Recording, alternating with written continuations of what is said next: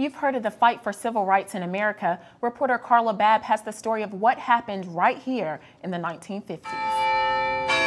This year's UNC freshman class includes 470 African American students, but Leroy Frasier remembers a time when it wasn't this way. We heard one day from the court that we were admitted into the university, and the next day we were having our picket. No time really to even think about what to expect. Frasier was one of the first 3 African American undergraduates at UNC. In an instant, he went from the comforts of an all-black high school to an all-white university. The transition wasn't easy.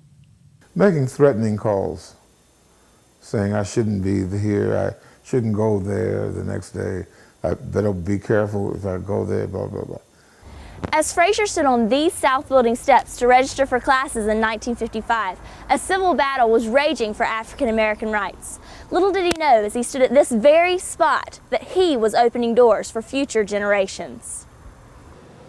Honestly, thank you. Because without him, I would not be here today. Junior Nick Neptune is running for student body president in this year's elections. He's charismatic, intelligent, and charming. He's also African American, and he says his color carries stigma that he can't always shake at UNC. I would love to say that people don't see the race anymore. They don't see your gender, they don't see, they can see beyond it. I would love to say that. But I think we have to be honest and we have to be real with ourselves and recognize that people still do. I have a dream. For years, African Americans fought discrimination. Frasier used the court system. Others marched in protest, especially in the South.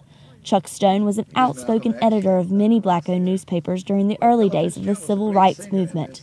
Stone, a personal friend to Dr. Martin Luther King Jr., says Southerners were very resistant to change. And I said, "Now, Martin," I said, "I don't want to live." Now this is 1957, Carl. I said, "I don't want to live in the South," and I said, "I'll never live in the South." He said, "Chuck, the South is changing." I said, "Yeah, how come you're marching so much?" Although Stone declined King's offer to work as executive director of King's Southern Christian Leadership Conference, he continued to advocate for racial equality around the world. His prominence brought him close to icons like Muhammad Ali and Malcolm X. Stone says the risk was great for the fight for equal rights. So we got inside, and I said, "Malcolm, being a friend of yours is pretty dangerous." He said, "I know, Chuck." I said, "How long do you figure you have to live?" He said, "Oh, maybe a couple of months, 2 or 3 months." He was killed 2 weeks later. We were really, really good friends, and it just devastated me. UNC students say being in the minority is still difficult, but nothing like 1955. It wasn't total isolation, but in class, it was. In most of my classes, I was the only black. You get onto campus and you immediately recognize that you're one of not quite so many here. Despite the hardships, Frasier cherishes his time as a Tar Heel undergrad. He says if he had to do it all over again, he'd still go to UNC. Whenever I see Carolina Blue on television playing Duke or playing somebody, I'm always pulling for Carolina because it's warmth in me. It's part of me. Carolina is certainly a part of us all, especially during an incredible basketball season like this one.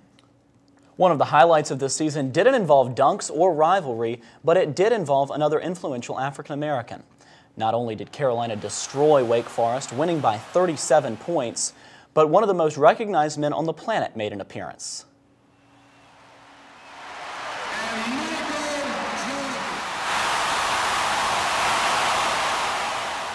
The basketball legend was a freshman at UNC when the Tar Heels won the 1982 championship and was ACC Freshman of the Year. He completed his degree in 1986, and ever since we've all wanted to be like Mike. More about the reunion in sports.